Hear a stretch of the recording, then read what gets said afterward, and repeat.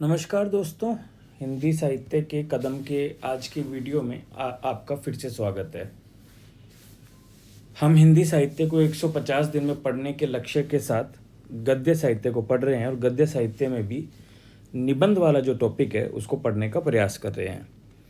कल जो हमने पढ़ा वो पेपर 2 में जो हमारे निबंध जो सिलेबस में हैं उनमें से 4 निबंध हमने कल पढ़े। साहित्य जनसमूह के हृदय का विकास है, साहित्य का उद्देश्य, भारतीय संस्कृति और इसके अलावा हमने कुटज पढ़ने का प्रयास किया।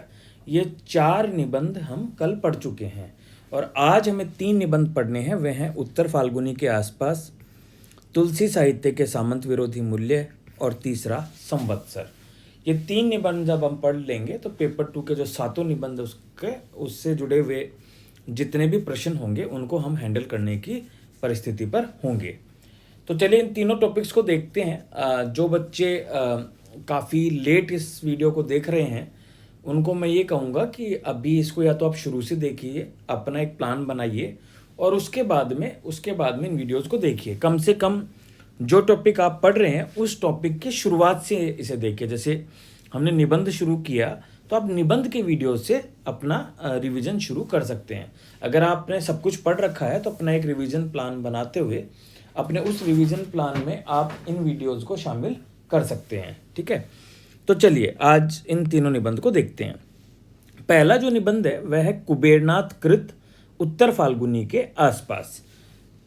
उत्तर फाल्गुनी के आसपास ये शीर्षक है निबंध का और लिखा किसके द्वारा है? कुबेरनाथ के द्वारा यह लिखा गया है और यह ललित निबंध की परंपरा का एक महत्वपूर्ण निबंध है। देखिए ललित निबंध एक और पढ़ा है हमने, आप कल पढ़ा था ना कुटज, हजारी प्रसाद द्विवेदी जी का कुटज जो निबंध हमने पढ़ा था वह निबंध भी ललित निबंध की श्रेणी का निबंध है। कुबेरनाथ जी जो हैं वो भी शुक्लोत्तर निबंध परंपरा के महत्वपूर्ण रचनाकार हैं और ललित निबंध परंपरा के सशक्त निबंधकार की श्रेणी में आते हैं। जब हमने ललित निबंध पढ़े थे तो उसमें हजारी प्रसाद द्विवेदी जी के साथ साथ हमने कुबेरनाथ के बारे में भी पढ़ा था। द्विवेदी के ये समकालीन थे तो उनके समकालीन होते हुए भी इन्होंने द्विवेदी जी को पूर्णतया उनके प्रभावों को या उनकी जो परिपाटी थी उसको फॉलो ना करते हुए अपनी नवीन भंगिमाओं को लाने में ये समर्थ रहे हैं। मतलब एक क्रिएटिविटी अपनी अलग से दिखाई है। सांस्कृतिक संदर्भों से छूटते जीवन के आधुनिक आयामों तथा उनमें से झांकते वर्तमान जीवन को क्या करते हैं? ये संदर्भित करते हैं। मतलब क्या हो रहा है कि सांस्कृतिक जो संदर्भ है हमारे उसमें जब आधुनिकता के आने की वजह से तो जीवन के जो छूटते आयाम है उनकी भी ये चर्चा करते हैं। अब ये इस निबंध की हम अगर बात करें तो बड़ा महत्वपूर्ण निबंध है। इस निबंध में इन्होंने क्या किया है कि ऋतुओं व नक्षत्रों को मानव जीवन पर रूपक की तरह आरोपित कर व्यक्ति के जीवन क्रम को प्रस्तुत किया है। मतलब मानव जीवन की विभिन्न अवस्थाएं आएंगी, उन पर रूपक किसका डाला है? ऋतुओं का या नक्षत्रों का। कि मान लीजिए एक ऋतु है वो जीवन के किस काल को दर्शाती है, उसका रूपक इन्होंने मानव के जीवन पर डाला है आयु के अनुसार। तो उसको इन्होंने इस निबंध में व्यक्त किया है। जब आप पूरा पढ़ लेंगे तो हमें और अच्छे से समझ में आ जाएगा। तो निबंधकार क्या करता है? जीवन की जो उम्र है उसकी देह के ढांचे से उठकर जीवन की सार्थकता के प्रश्न को उठाता है। आयु की बात ना करते हुए जो हम कहते हैं ना कि उम्र लंबी नहीं होनी चाहिए, प्रभाव लंबा होना चाहिए आपके जीवन में, आप अपने जीवन में क्या कर पाए, उसका इम्पैक्ट क्या रहा, वो महत्वपूर्ण होता है। उसी प्रकार ये क्या करते हैं? जीवन की सार्थकता के प्रश्न को उठाते हैं। केवल जीवन के उम्र या जो देह का जो ढांचा है, बाहरी जो आवरण है, उसके प्रश्न को नहीं उठाते हैं। संवेदना और जो शिल्प है दोनों ही एक दूसरे से संदर्भित यहाँ पर नजर आते हैं। अब इसका देखते हैं संवेदना पक्ष। संवेदना पक्ष के निबंध के संवेदना पक्ष को अगर ध्यान से देखें तो निबंध के 2 खंड नजर आते हैं। एक तो 25 से लेकर 45 वर्ष की जो आयु है उसको वर्षा ऋतु के नक्षत्रों की विशेषताओं के अनुरूप इनके विश्लेषित करने का प्रयास करते हैं। ठीक है, पहला खंड है जो उसमें क्या कर रहे हैं? विभिन्न जो आयु के वर्ष हैं हमारे, उनको नक्षत्रों के माध्यम से समझाने का ये प्रयास कर रहे हैं। तो सबसे पहले इन्होंने उठाया है 25 से 45 वर्ष की आयु। उसके लिए ये लिखते हैं, जो हमारे हाथ में था, 25 से 45 वर्ष की आयु के लिए कह रहे हैं, जो हमारे हाथ में था, जिसे करने के लिए हम जन्मे थे, वह वस्तुतः गठित होता है 25 व 45 के बीच में। मतलब जीवन का जो उद्देश्य होता है, जिसके लिए हमारा अवतरण हुआ है इस पृथ्वी पर, वह आता है 25 से 45 के बीच में। इसके बाद तो मन व बुद्धि के वानप्रस्थ जाने का काल है। मतलब उस टाइम पे बुद्धि भी नहीं रहेगी और मन भी उतना गतिशील नहीं रहेगा, तो उसके वानप्रस्थ जाने का ये काल है। तो सबसे महत्वपूर्ण जो काल है वो 25 से 45 वर्ष का ये मानते हैं। तो 25 से पहले वाला क्या रहेगा? तो 25 से पहले वाले को ये कहते हैं कि ये जीवन की तैयारी का समय माना जाता है, कि आप 25 से 45 में क्या इम्पैक्ट डालोगे अपने जीवन से, उसकी तैयारी जो होती है वो 25 वर्ष के आयु तक होती है। फिर दूसरा जो खंड है उसमें क्या ये बताते हैं कि शारीरिक सीमाओं के बावजूद मानवीय अस्तित्व को सार्थक कैसा बनाया जा सकता है, इसकी खोज की कोशिश की गई है।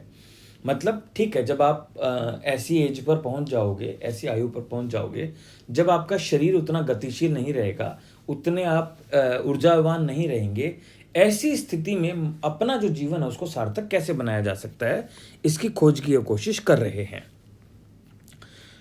तो 25 से 45 वर्ष के लिए क्या कहा है कि जो जीवन के उद्देश्य के लिए आप जन्मे हैं, वह 25 और 45 के बीच में घटित होता है। अब इसको और डिटेल में समझते हैं। 25 से जो 45 वर्ष का जो समय होता है, उसके लिए वो कहते हैं कि यह काम, क्रोध, मोह, लोभ, मद आदि वाला काल है। मतलब जितने भी ये भाव हैं, ये 25 से 45 वर्ष की उम्र में सबसे ज़्यादा देखने को मिलते हैं। 25 की जो आयु है उसको ये सावन का रूपक देते हैं। 27 की जो आयु है उसको भाद्रपद का देते हैं। 30 को बिजली चमकने वाला भादों का रूपक देते हैं और 48 से 40 वाले को वर्षा ऋतु का उत्तर फाल्गुनी नक्षत्र की संज्ञा देते हैं। और इसी से यहाँ से इस निबंध का नामकरण हुआ है। तो कहने का मतलब ये है कि ये विभिन्न आयु जो वर्ष हैं, उन पर विभिन्न नक्षत्रों का रूपक आरोपित कर रहे हैं। अब इन आरोपण से क्या हो रहा है, ये कहते हैं कि 30 व 30उत्तर जो दशक है, 30 और 30उत्तर, मतलब 30 वाला जो दशक और 30 के बाद वाला जो दशक है, 30उत्तरी वर्षों का जो स्वभाव है वह सान पर चढ़ी तलवार की तरह है। प्रतिवर्ष उस पर एक नई धार, नया तेज चढ़ता जाता है 40वें वर्ष तक।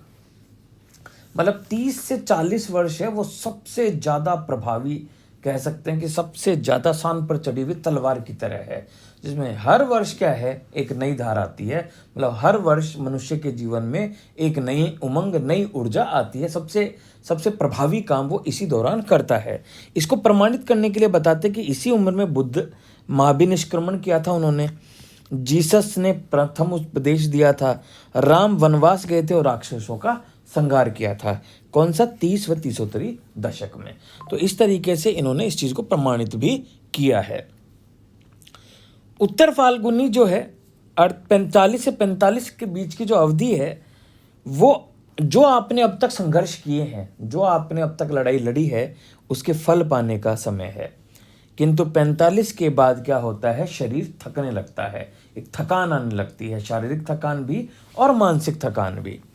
इसके लिए वो एक उदाहरण भी लेते हैं, दोस्तोविस्की की चर्चा करते हैं, जिन्होंने 40 वर्ष की उम्र के बाद जीवन को धिक्कारना प्रारंभ कर दिया था। और वे लिखते थे, दरअसल 40 से ज़्यादा जीना असभ्यता है, अश्लीलता है और अनैतिकता है।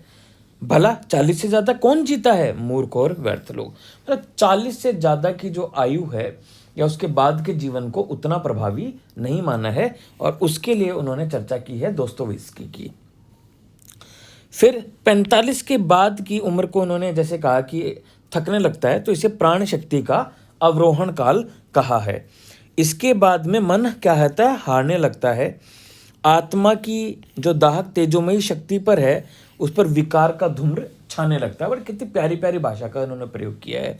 दोबारा सुनिए, आत्मा की दाहक तेजोमयी शक्ति पर विकार का धूम्र आने लगता है। याद कर लो, मैं कह रहा हूं इसको MTR में लिख लो। पहली बार देख रहे हो वीडियो, MTR नहीं जानते? बताइए आप में से कमेंट बॉक्स में मुझे क्या होता है MTR। मुझे तुम रटो, ये आपको याद करना है, ठीक है। तो 45 के बाद का जो हमने कहा कि शरीर थकने लगता है, उसको इन्होंने प्राण शक्ति का अवरोहण, ये कीवर्ड्स होते हैं, देखिए आपको समझना चाहिए। प्राण शक्ति का अवरोहण ये क्या है? कीवर्ड्स है। इन कीवर्ड्स को ही आपको उत्तर में लिखना होता है जब आपको अधिक से अधिक अंक आते हैं, तो इन चीज़ों को पकड़ना आपको आना चाहिए। तो प्राण शक्ति का अवरोहण 45 की उम्र के बाद को कहा है, इसके बाद मन थकने लगता है। फिर ये बोलते कि ठीक है, अगर मान लीजिए 45 के बाद में जीना व्यर्थ ही है, 40 के बाद ही इनफैक्ट जीना व्यर्थ ही है, तो फिर जीवन की सार्थकता किसमें? मान लीजिए हम 45 के बाद भी जी रहे हैं, तो हमारे जीवन की सार्थकता क्या रहेगी? तो इन्होंने बोला कि हाँ, इसके ऊपर इन्होंने अपने विचार रखे हैं। तो ये कहते हैं कि इसको इस तरीके से समझिए कि वृद्धावस्था पर विजय कैसे पाई जाए, ठीक है ना। ठीक 45 के बाद का जो उम्र है, इन्होंने वृद्धावस्था का काल माना, तो उस पर विजय कैसे पाई जा सकती है? तो ये कहते हैं कि आयु या दैहिक रूप से ये विजय प्राप्त करना ऑलमोस्ट इम्पॉसिबल है। आप अपनी आयु को, जो शारीरिक जो आयु हो रही है, उसको कम नहीं कर सकते, लेकिन सृजनशीलता से उस मानसिक रूप से इस पर विजय प्राप्त की जा सकती है, ठीक है। तो मानसिक रूप से विजय संभव है, शारीरिक रूप से विजय संभव नहीं है। वो कैसे होगा? कि अगर मनुष्य जीवन सृजनशीलता से जुड़ जाए तो उसका जीवन की सार्थकता उसमें आ जाएगी, ठीक है। जैसे बोलते हैं कि विधाता भी चिरायु काल है लेकिन सृजन करने में सक्षम है, इसीलिए वो क्या है? चिरायु काल है। वो प्रश्न करते हैं, मतलब जो मैं बता चुका हूं ऑलरेडी आपको, कि वृद्धावस्था पर विजय कैसे पाई जाएगी? शारीरिक से संभव नहीं है, मानसिक रूप से कैसे? और वो भी मैंने आपको बताया सृजनशीलता के माध्यम से। तो ये इन्होंने, इनका विचार है कैसे, कि कैसे 45 के बाद के जीवन को आप सार्थक बना सकते हैं। तो मेन बताया इन्होंने सृजनशीलता। अब सृजनशीलता को परिभाषित भी करते हैं कि क्या मतलब है, मतलब सृजनशीलता से वो क्या कहना चाहते हैं। तो पुनः परिभाषित करते हैं और उसे बनाए रखने की आवश्यकता पर बल देते हैं। फिर कहते हैं कि व्यक्ति जो परिभाषा जब बता रहे हैं तो उसमें एक सवाल उठाते हैं वो, कि व्यक्ति को कन्फर्मिस्ट होना चाहिए या नॉन कन्फर्मिस्ट। स्वीकारपंथी वाला व्यक्ति, मतलब जो चीज़ हो रहा है उसको बस स्वीकार कर ले, ठीक है ना। कन्फर्मिस्ट होना होता है मतलब कि जो भी घटनाएं हो रही हैं उसमें सवाल ना उठाना, बल्कि जो हो रहा है उसको स्वीकार कर लेना एज इट इज़, उसको कन्फर्मिस्ट बोलते हैं। और जिस पे सवाल उठे, ये क्यों हो रहा है, कैसे हो रहा है, विज्ञान सवाल उठाता है, उसको नॉन कन्फर्मिस्ट बोलते हैं। तो उन्होंने स्पष्ट किया है कि रचनाकार के लिए जरूरी है कि वह नॉन कन्फर्मिस्ट हो। जब तक वो सवाल उठाएगा नहीं तब तक वह रचना नहीं कर सकता, तब तक वह सृजनशील नहीं हो सकता। इसलिए सृजनशीलता की पहली जो शर्त है वो कहीं ना कहीं क्या है? नॉन कन्फर्मिस्ट है, या अस्वीकारोत्पत्ति है, या अस्वीकारवादी होना है। ये कथन से भी प्रमाणित होता है, सृजक के लिए जितना आवश्यक उसका विरोधी होना है उतना ही स्वीकारवादी होना है। मतलब इन्होंने न तो ये कहा है, मतलब ये तो कहा है कि नॉन कन्फर्मिस्ट हो, लेकिन ये भी नहीं कहा कि कन्फर्मिस्ट बिल्कुल नहीं होना है। तो इन्होंने ये एक संतुलन बनाने की कोशिश की है कि दोनों का संतुलन हो, न कि किसी के अतिवाद हो। लेकिन हाँ, सृजनशीलता के लिए नॉन कन्फर्मिस्ट होना जरूरी है। तो यही संतुलन की बात यहाँ कर रहे हैं कि सृजक के लिए जितना आवश्यक होता है उसका विरोधी होना है, उतना ही स्वीकारवादी होना भी जरूरी है। स्वीकार व विरोध सृजन के महत्वपूर्ण तत्व हैं। 100% अगर आप अस्वीकार कर दोगे तो भी रचना का सृजन संभव नहीं होगा। इन्होंने उदाहरण दिया कि रचना की आइडिया के आविष्कार के लिए विद्रोही मन चाहिए। आइडिया ज्ञान का क्रिया में रूपांतरण करने के लिए स्वीकारवादी होना चाहिए। मतलब ठीक है, आप आइडिया जब बना रहे हो तब तो आप नॉन कन्फर्मिस्ट हो सकते हो, लेकिन जब आइडिया को इम्प्लीमेंटेशन करोगे, जब आप उसको इम्प्लीमेंट करोगे, जब उसको, जो आपने आइडिया बनाया है, जिसको ज्ञान की संज्ञा दी गई है, जिसको जब आप उसको क्रिया में लाओगे, इम्प्लीमेंटेशन स्टेज पर लाओगे, तब आपको स्वीकारवादी होना ही पड़ेगा। ये सब जो समझा रहे हैं तो इस क्रम में वे आधुनिक साहित्य व नवलेखन पर भी व्यंग्य करते हैं और वे उस मानसिकता का भी विरोध करते हैं जो केवल विरोध के लिए विरोध का स्वर लेकर उत्पन्न होती है या चलती है। न केवल विरोध करने के लिए किसी चीज का विरोध नहीं किया जाना चाहिए। वे मार्क्सवादियों के आमूल परिवर्तन के दावों को भी खारिज करते हैं जो परंपरा का पूर्ण निषेध करने का प्रयास करता है। वो मानते हैं कि परंपरा का पूर्ण निषेध असंभव है, ऐसा हो ही नहीं सकता कि हम परंपरा के तत्वों को छोड़ दें। तो अल्टीमेटली वो क्या कर रहे हैं, शारीरिक थकान के समक्ष मानसिक सृजनशीलता का विकल्प प्रस्तुत कर रहे हैं। एक महत्वपूर्ण विशेषता इसमें और देखने को मिलती है जिसमें वह मानवीय जीवन को विश्लेषित करते हुए शारीरिक उम्र को आधार बनाते हैं और ऐसा प्रयास हिंदी में एकमात्र भी नहीं तो एक नया और एक अनुपम प्रयास माना जाता है। इस तरीके का निबंध बहुत ही कम देखने को मिलता है। तो ये हुआ संवेदना पक्ष। एक बार फिर समझा देता हूँ। दो पार्ट है निबंध के। पहले पार्ट में आयु के ऊपर विभिन्न नक्षत्रों का रूपक देके उन्होंने आयु पे विभिन्न प्रकार के विश्लेषण किए हैं कि 30 तक की आयु कैसे शान पे चढ़ी तलवार की बात की उन्होंने। फिर 40 के बाद में दोस्तोयेव्स्की की बात की उन्होंने कि जीवन धिक्कार है। फिर बोलते कि अगर 45 से ज़्यादा जी रहे तो जीवन की सार्थकता किस में? सार्थकता है सृजनशीलता में। और सृजनशीलता के लिए आपको कन्फर्मिस्ट होना है कि नॉन कन्फर्मिस्ट, ये वो पूरा विश्लेषित करते हैं और दोनों में संतुलन साधने की कोशिश करते हैं। उसमें रचना व आइडिया जैसी चीज़ों का उदाहरण वो शामिल करते हैं। ये इसकी मूल संवेदना है शॉर्ट में। शिल्प पक्ष अगर इसका देखा जाए तो ये ललित निबंध है, तो लालित्य तत्व जो होगा बहुत ही प्रभावी तरीके से देखने को मिलेगा। जो ललित निबंध की जितनी विशेषताएं आप जानते हैं, व्यक्तिगत व्यंजना, स्वच्छंदता, कल्पनाशीलता, वैचारिक उन्मुखता, अनुभूति प्रेरित विचार व भाषा, ये सब तत्व यहाँ पर देखने को मिलते हैं। इन कीवर्ड्स को याद देखो, जब भी ललित निबंध आ जाए चिपका देना। MTR हैं भाई, ये भी क्या है, ये सारे MTR हैं। फिर रूपकात्मकता, रूपक मैंने बता दिया किसका किस पे डाला गया है। तत्सम शब्दों की बहुलता देखने को मिलती है। आद्यांत बहुलता, आदि से अंत मतलब निबंध की शुरुआत से लेके अंत तक तत्सम शब्दों की बहुलता देखने को मिलती है। अधिकांश जो उद्धरण है वो संस्कृत से लिए गए हैं। लोक प्रचलित शब्दों का भी प्रयोग किया गया है, ठीक है ना। जैसे गधे, पचीसी, आइडिया जैसे शब्द लोक प्रचलित शब्द हैं। विज्ञान मार्क्सवादी विचारधारा का लालित्यपूर्ण ढंग से ये प्रयोग करते, विचारधारा के तत्वों को में भी लालित्य डालकर उसको निबंध में शामिल इन्होंने किया है। तो ये इसके शिल्प पक्ष की कुछ विशेषताएं हमें देखने को मिलती है। उम्मीद है थोड़ा सा मुश्किल निबंध है पर आपको समझ में आया होगा, ठीक है। फिर भारतीय संस्कृति हम पढ़ चुके हैं। अगला निबंध हमें पढ़ना है वह है डॉक्टर रामविलास शर्मा कृत तुलसी साहित्य के सामंत विरोधी मूल्य। निबंध का शीर्षक है तुलसी साहित्य के सामंत विरोधी मूल्य और लिखा गया है डॉक्टर रामविलास शर्मा द्वारा। ये मार्क्सवादी रचनाकार है, ये आपको पता होगा। जब हम आगे अगले वीक में या इसी वीक में जब आलोचना पढ़ेंगे तब इसकी चर्चा बार बार आएगी। तो ये शुक्ल जी की परंपरा के मार्क्सवादी निबंधकार व आलोचक हैं। तो इस निबंध में शीर्षक से ही आपको पता लग रहा होगा कि तुलसी साहित्य के सामंत विरोधी मूल्य कि सामंतवाद भक्ति काल जो था उस टाइम पर सामंतवाद ढह रहा था, है ना। सामंतवाद देखने को मिलता था, माफी चाहूंगा, सामंतवाद का ढहना शुरू हुआ था प्रेमचंद के काल में।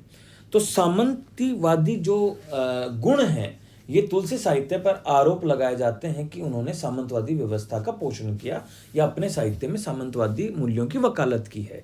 ये इस बात को खारिज करने का प्रयास करते हैं कि तुलसी का जो साहित्य है उसमें सामंत विरोधी मूल्य देखने को मिलते हैं।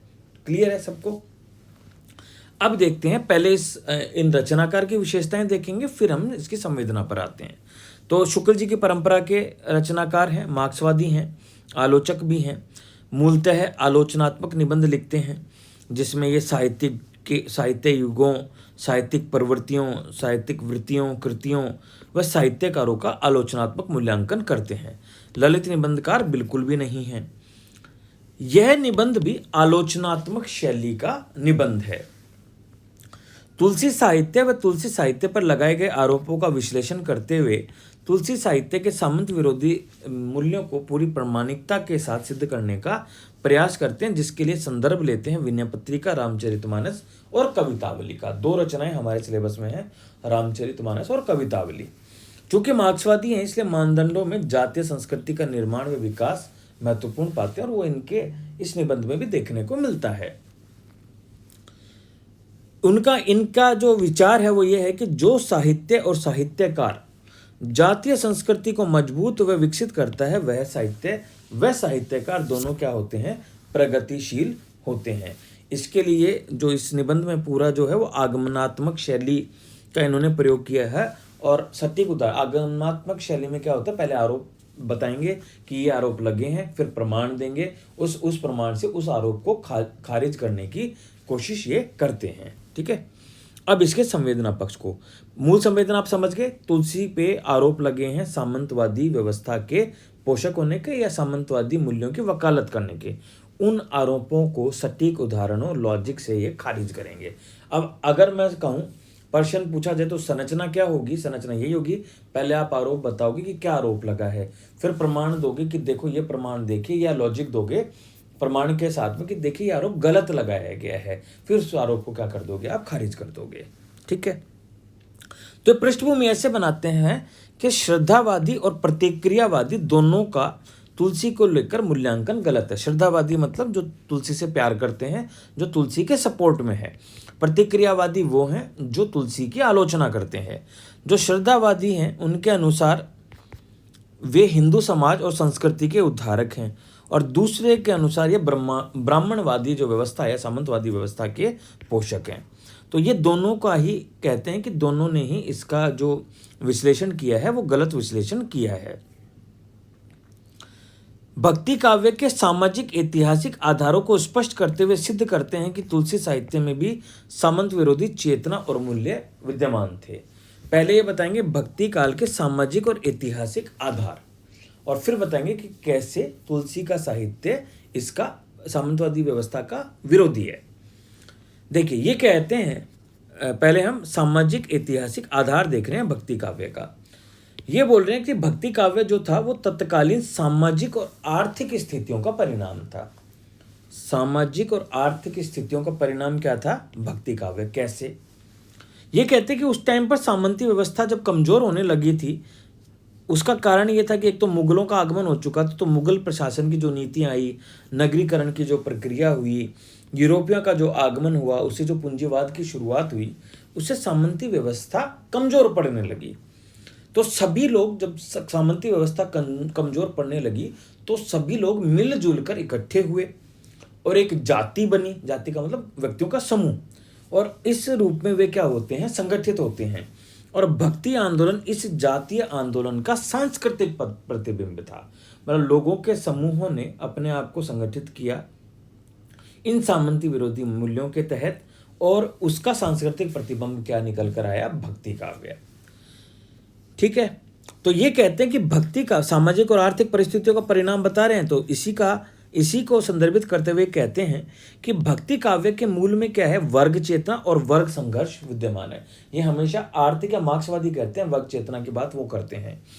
ठीक है, तो वर्ग चेतना और वर्ग संघर्ष विद्यमान है, किंतु यह धार्मिक वातावरण में अभिव्यक्त हुआ। कि मतलब ये जो जातियां संगठित हुई, जातियों से मतलब लोगों का जो समूह संगठित हुआ, ये वर्ग चेतना से प्रभावित था। अपने सेम जो ग्रुप होता है उसकी चेतना से प्रभावित थे, लेकिन ये आर्थिक रूप से या राजनीतिक रूप से या सामाजिक रूप से अभिव्यक्त ना होकर ये धार्मिक रूप से व्यक्त हुआ, क्योंकि उस समय समाज और धर्म को अलगाना संभव नहीं था। धर्म और समाज काफी हद तक एक दूसरे से क्या थे, संबंधित थे। फिर अब देखिए, अब एक आरोप बताऊंगा, फिर कैसे रामविलास शर्मा जी उस आरोप को खारिज करें ये मैं आपको बताऊंगा। पहला आरोप जो तुलसी जी पर लगता है वह है कि ये वर्णाश्रम व्यवस्था के समर्थक थे। आपने ये तुलसी साहित्य जब पढ़ा होगा तो ये वर्णाश्रम व्यवस्था का जो समर्थन नहीं करता था उसकी तुलसी जी ने आलोचना की। इसका मतलब वर्ण व्यवस्था के समर्थक हैं।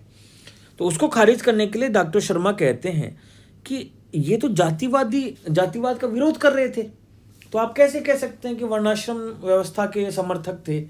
इन्होंने अनेक पंक्तियां उद्धृत कर यह सिद्ध किया कि तुलसी खुद जातिवादी पुरोहितों द्वारा सताए गए थे, कि उनकी जाति खुद निम्न वर्ग की जाति से आते थे, खुद जातिवादी प्रहारों का वो शिकार हुए थे, तो हम ये नहीं कह सकते कि वो वर्णाश्रम व्यवस्था के समर्थक थे। उसके लिए लिखते हैं, जो लोग समझते हैं कि तुलसीदास शूद्रों पर ब्राह्मणों के प्रभाव का समर्थन करते थे, वे स्वयं भूल जाते हैं कि उन्होंने स्वयं इस प्रभुत्व का कटु अनुभव किया था। ये पंक्तियां देख लीजिए, दूत कहो, अवधूत कहो, रजपूत कहो, जुलाहा कहो, कऊ मांग के खाइयो, मतलब मांग के मैं खा रहा हूं। तो आप मुझे, मेरे में जब जाति का भेदभाव मैं झेल रहा हूं, तो आप कैसे कह सकते हैं कि वर्ण व्यवस्था के समर्थक हैं? और उन्होंने तो कहा कि कहीं कहीं तुलसी ने तो वर्ण धर्म के पतन पर क्षोभ भी व्यक्त किया है। अच्छा हाँ, ये आरोप लगा है इन पे, माफी चाहूंगा, ये आरोप लगा है कि जहां पर वर्ण व्यवस्था कमजोर पड़ती नजर आ रही है, वहां पे तुलसी ने क्षोभ प्रकट किया है। शूद्रों को ब्राह्मणों की जब बराबरी करते हुए देखते हैं तो वे नाराज से नजर आते हैं। इसका जो लॉजिक दिया है डॉक्टर शर्मा ने, वो कहते हैं कि ये प्रसंग है, ये तुलसी द्वारा रचित ही नहीं है। ये बहुत कम संभावना है कि तुलसी ने रचे होंगे। ज़्यादा संभावना यह है कि ये प्रसंग पुरोहित वर्ग द्वारा थोपे गए हैं अपनी स्वार्थ सिद्धि के लिए, अपनी व्यवस्था को बनाए रखने के लिए पुरोहित वर्ग ने इन चीज़ों को साहित्य में शामिल किया है। तो जाति, दो लॉजिक दिए इन्होंने। एक तो ये जो वर्ण व्यवस्था के बारे में जो क्षोभ प्रकट किया है, ये तुलसी द्वारा रचित ही नहीं है, और स्वयं वो जाति के जो भेदभाव है उसके शिकार हुए थे। फिर ये कहते हैं कि तुलसी का साहित्य तो समावेशी सामाजिक व्यवस्था का प्रस्तावक है।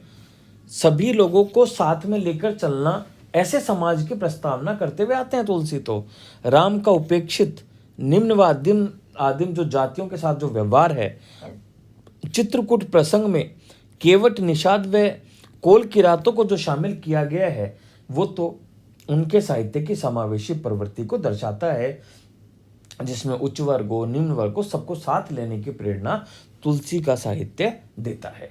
क्लियर है? फिर एक आरोप और लगता है कि नारी के प्रति जो तुलसीदास जी की सोच थी वो प्रतिगामी देखने को मिलती है। नारी के प्रति उनकी आलोचनात्मक दृष्टि देखने को मिलती है।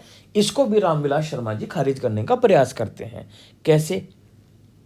वो कहते हैं कि भाई, पुरुषों के लिए एक नारीत्व या एक नारी व्रत धारण करने का जो संकल्पना है, वो तो तुलसी दे रहे हैं। आप उनको तुलसी का ये कह रहे हैं कि वो नारी के विरोधी थे। ये जो बात कर रहे हैं कि एक जो पुरुष है उसको केवल एक नारी के साथ संबंधित होना चाहिए, ये बात तो तुलसी जी कह रहे हैं। फिर कहते हैं कि नारी विरोधी जो बातें उनके साहित्य में लिखी गई हैं, वह या तो खलनायक पात्र द्वारा की गई हैं या फिर प्रक्षिप्त हैं। प्रक्षिप्त का मतलब होता है बाद में जोड़ी गई हैं। जैसे खल पात्र के जो है, समुद्र से बातचीत के क्रम में ये पंक्ति आई है, ढोल गवार शूद्र पशु नारी सब ताड़ना के अधिकारी वाली जो पंक्ति है, वो समुद्र से बातचीत के क्रम में आई है। अगर मान लीजिए इन बातों को आप सच माने तो इन पंक्तियों को भी तो देखिए, कत विधि सृजी नारी जगमाही, पराधीन सपने हूं सुख नाही। कि नारी के बारे में वो कह रहे हैं कि वो इतनी पराधीन है जिसको सपने में भी सुख नहीं मिलता। अगर ऐसे विचार वो नारी के लिए लिख रहे हैं तो आप उन पे भी तो विचार कीजिए।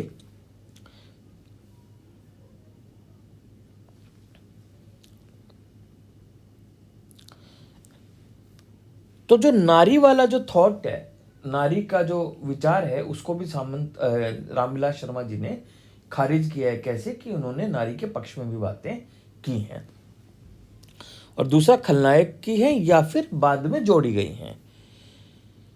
फिर वो कहते हैं कि उनका, तुलसी जी का खुद का बचपन घोर गरीबी में बीता है, इसलिए उनका साहित्य भूख, गरीबी, दरिद्रता, दुख जैसी ठोस भौतिक समस्याओं को पहचानने वाला साहित्य है। मतलब गरीबी में जो जीवन बीता है उसकी अभिव्यक्ति उनके साहित्य में देखने को मिलती है। नहीं दरिद्र सम दुख जगमाही, आगी बड़बागी ते बड़ी है आगी पेट की। ये जो भूख, अकाल, इन सब की जो बातें की गई हैं, वो तो उनकी प्रगतिशील सोच है, ना कि प्रतिगामी सोच है। राम जो लोक कल्याणकारी राज्य के प्रतीक के रूप में आते हैं, जो स्वयं कहते हैं जासु राज प्रिय प्रजा दुखारी, सोनर अवश्य नरक अधिकारी। तो वो तो सबको, लोगों को साथ लेकर जनता के हित की बात ही कर रहे हैं। उनका जो साहित्य है वह स्वतः सुखाय न होकर सर्वजन हिताय है। कीरत भनीति भूली भली होई, कीरत भनीति भूत भली सोई, सुरसही सब कह हित होई। ठीक है ना। तो ये जो बातें उन्होंने की हैं वो सर्वधर्म समभाव, वसुधैव कुटुंबकम, जो जैसे भाव हैं वैसे विचार तुलसी जी के देखने को मिलते हैं। राम का जो चरित्र है वो भारत के जातीय चरित्र का प्रतिनिधित्व करते हुए आता है, जो सब लोगों के भले की बात करता है।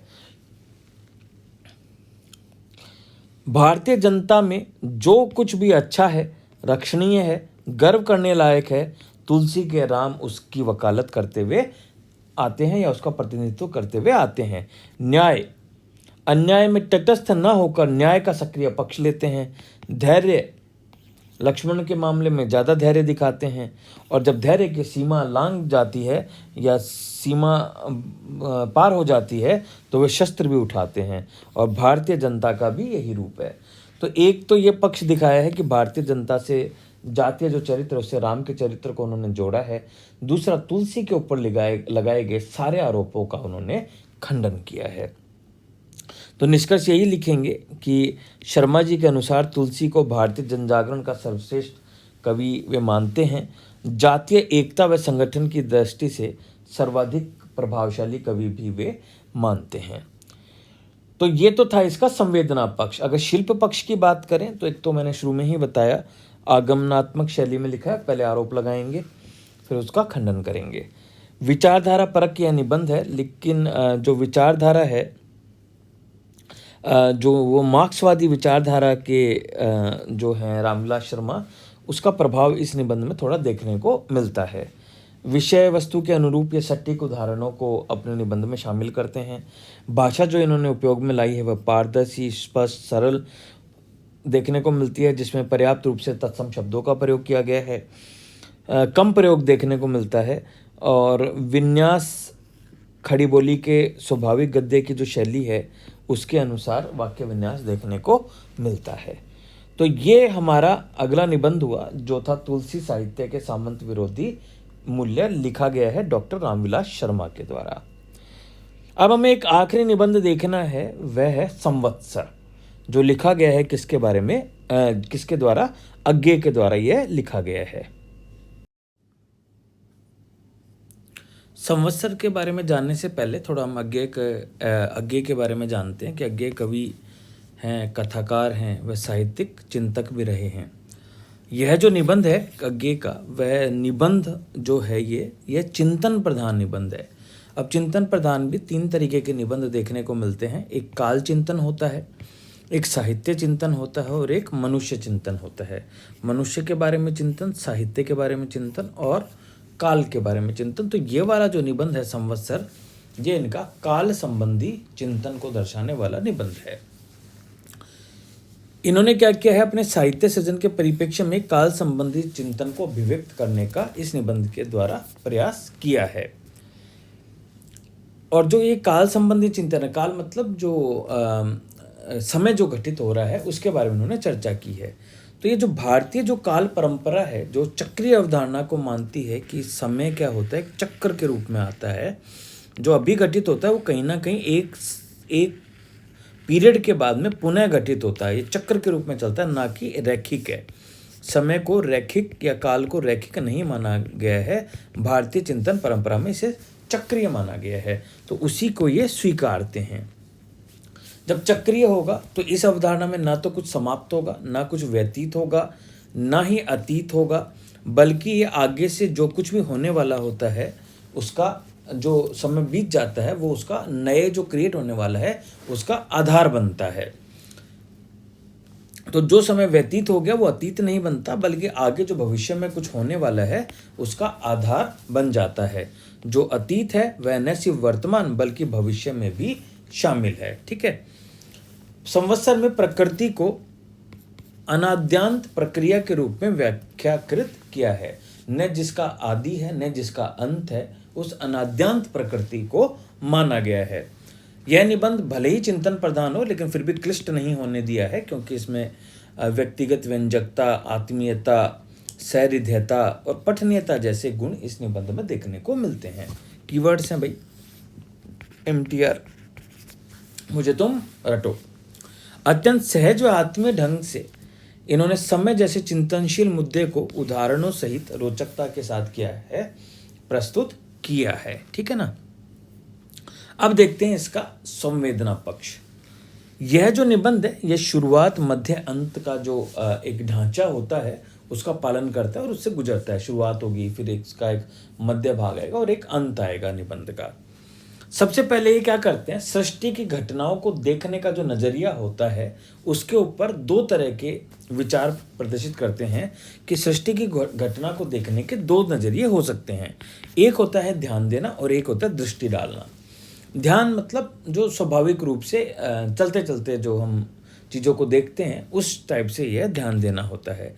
जो साधारण तरीके से देखता है जिसमें उसे नश्वरता, क्षणिकता आदि ही महसूस होती है। किसमें? प्रकृति की घटनाओं में, सृष्टि की घटनाओं में। जैसे ओस की बूंद का वाष्पित होना, तो घटना है एक, जो बस ओस की बूंद बनी और वाष्पित हो गई। ओस की बूंद में उसे क्या नजर आएगी? एक नश्वरता नजर आएगी। लेकिन एक दूसरा नजरिया होता है देखने का, वह होता है दृष्टि। जो व्यक्ति दृष्टि के साथ देखते हैं वे पाते हैं कि हर क्षणिक घटना अंततः निरंतरता व अनश्वरता की ही अभिव्यक्ति है। जो दृष्टि के साथ देखते हैं वो देखते हैं कि हर क्षणिक घटना अंततः क्या है? निरंतरता, आगे बने रहने के लिए या अनश्वरता की, कोई चीज़ नश्वर न है, उसी की अभिव्यक्ति है। इसको समझाने के लिए वो पहले एक कॉन्सेप्ट बनाते हैं। वो कॉन्सेप्ट बनाते हैं वो बौद्ध परंपरा से। क्या है? जो अर्थ का क्रिया कारित्व का एक सिद्धांत है बौद्ध दर्शन में, उसका रेफरेंस देते हैं। क्या है? बौद्ध जो दर्शन है उसके अनुसार कुछ भी नियत नहीं है, वह हर क्षणिक वस्तु अर्थ क्रिया कारकत्व अर्थात उत्पादन की प्रक्रिया से युक्त होती है। अपने नाश से पहले किसी नवीन वस्तु को वह उत्पन्न कर जाती है। जैसे पेड़ से झड़ना हुआ पत्ता का उदाहरण है। मतलब कोई भी चीज घटना होगी, अगर कोई नष्ट भी हो रहा है तो वो कुछ उत्पादन के लिए नष्ट हो रहा है। यह अर्थ कारित्व का सिद्धांत कहता है। यह निबंध का भाग नहीं है भाई ये सिद्धांत, लेकिन इसका रेफरेंस दिया गया है। अब आते हैं वापस इसी निबंध पर कि बौद्ध चिंतन व आरण्यक व्यक्तियों के माध्यम से मूल चिंतन का ये उल्लेख करते हैं। कैसे? इस चिंतन में मानव जीवन की नश्वरता के साथ सृष्टि की अनवरता की बात की गई है। कैसे? जो कुछ है सब मिटता हुआ चला जाएगा, लेकिन मिट जाने के लिए नहीं, इसलिए कि दूसरा कुछ बनता चला जाएगा। कि जो मिटेगा वो कुछ नया बनने का स्कोप छोड़ रहा है, इसलिए वह मिट रहा है। और ये इसकी पृष्ठभूमि मैंने आपको बता दी, बौद्ध का जो सिद्धांत है। इसी को समझाने के लिए ये भारतीय संस्कृति का एक उदाहरण प्रस्तुत करते हैं, वह है मृत्यु संबंधी विचार। दाह संस्कार की जो प्रक्रिया होती है भारतीय संस्कृति के अनुसार, उसमें जीवन और सृष्टि की अनवरता जो लगातार जो बनी रहती है, अनवरता का जो दर्शन है उसको प्रस्तुत करते हैं। कैसे? भारतीय चिंतन में मृत्यु को जीवन का अंत नहीं, नित्य प्रवाह के अंश के रूप में समझा गया है। यहाँ तक कि मृतक के संस्कार में भी वह यह नहीं भूला कि जो देह शव होकर अपवित्र हो जाती है, वह प्रक्रिया में पड़कर जो जीवित है उसकी प्राणवत्ताओं में योगदान देती है। मतलब इसको पूरा पढ़ देता हूँ फिर समझाता हूँ। धुआं बनकर, चांदनी बनकर, मेघ बनकर, वर्षा बनकर, पृथ्वी की उर्वरा शक्ति बनकर। कि ठीक है मृत्यु हो गई, उसके बाद देह का जो भारतीय संस्कृति के अनुसार जो अंतिम संस्कार किया जाएगा उसके तहत धुआं उठेगा, वह भी प्रकृति में योगदान है। चांदनी जो रोशनी उत्पन्न हुई वह भी प्रकृति में योगदान है। बादल बनेगा, वर्षा बनेगी और पृथ्वी की उर्वरा शक्ति भी बढ़ेगी। तो कहीं ना कहीं जो नष्ट हुआ है वो कुछ ना कुछ क्रिएट कर रहा है, ये इनका मानना था। और इसी सिद्धांत की पृष्ठभूमि है अर्थ क्रिया कारित्व कि कोई भी जो नष्ट होगा वो कुछ उत्पन्न होने के लिए अपना योगदान दे रहा है। थोड़ा सा कठिन है निबंध, मैं समझाने की कोशिश कर रहा हूँ आपको, उम्मीद है मैं समझा पा रहा हूँ। ठीक है, नहीं समझा पाऊँ तो आप डाउट पूछ सकते हैं। ठीक है, तो फिर जो सृष्टि में जो कुछ घटित हो रहा है वह एक काल के भीतर ही होता है, इसलिए लेखक काल को एक व्यक्तित्व का प्रदान करते हैं और उसे संवत्सर कहते हैं। इस सृष्टि में जो, दोबारा समझिए, जिस सृष्टि में जो कुछ भी घटित हो रहा है, जो कुछ भी घटनाएं हो रही हैं, वो एक पर्टिकुलर काल में होंगी, एक पर्टिकुलर समय में होंगे, टाइम पीरियड समझ लीजिए। तो उस टाइम पीरियड को एक व्यक्तित्व मान लिया जाए तो उस व्यक्तित्व का नाम दिया जाएगा क्या? संवत्सर। क्या दिया जाएगा? संवत्सर। तो संवत्सर ही क्या है? सृष्टा है। जब कोई चीज़ का एक लाइफ स्पैन होगा, जब वो नष्ट हो जाएगी, उसको अगर आप एक संवत्सर माने, तो जब वो नष्ट होगी तो जो पृष्ठभूमि मैंने बताई वो नष्ट होने किसके लिए नष्ट हुई है? क्योंकि वो कुछ क्रिएट करेगी, इसलिए संवत्सर ही क्या है? सृष्टा है।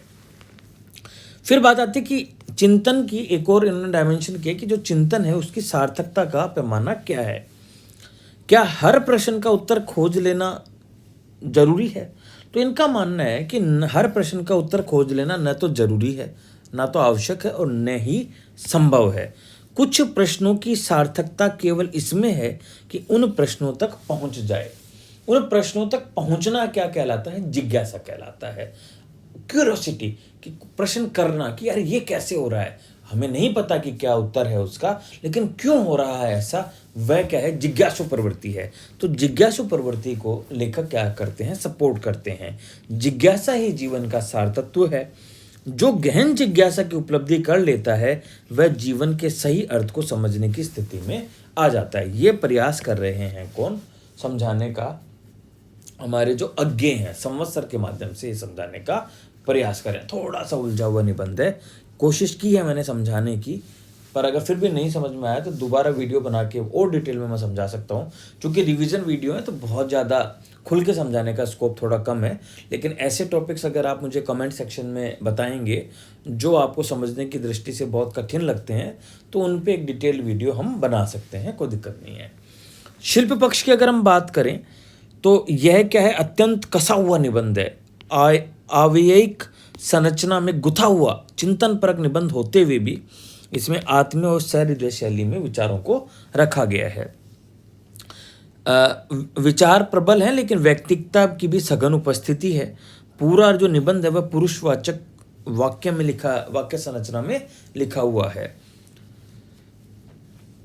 यद्यपि ये चिंतन परक निबंध है, लेकिन जो उदाहरण, प्रसंग, ये सब जो दिए गए हैं वो जो केंद्रीय चिंतन जो बिंदु है उसे प्रमाणित करने में ही दिए गए हैं। और केंद्रीय चिंतन बिंदु क्या है? समय की अनवरतता, समय की चक्रीय प्रवृत्ति।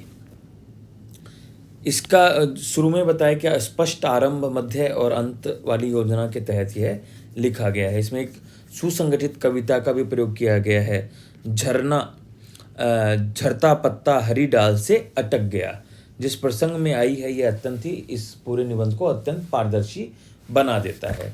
तो यह निबंध है संवत्सर, जो थोड़ा सा कठिन निबंध है। मैं ये कहूँ 7 निबंध में से मुझे सबसे कठिन जो निबंध लगता है वह संवत्सर लगता है। कुटज भी आसान नहीं है निबंध, लेकिन जब आप पढ़ लेंगे ना कुटज को, एक बार समझ जाएंगे तो फिर इतनी दिक्कत नहीं आती। ऐसे उत्तर फाल्गुनी के आसपास वो भी थोड़ा सा मुश्किल निबंध है, पर अगर एक बार ढंग से समझ गए उस निबंध को तो इतनी दिक्कतें नहीं आती।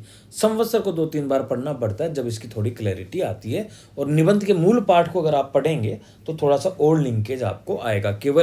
केवल जो नोट्स पढ़ लेने से काम नहीं चलेगा, जब तक आप मूल पाठ को नहीं पढ़ेंगे क्लैरिटी आना थोड़ा मुश्किल हो जाता है।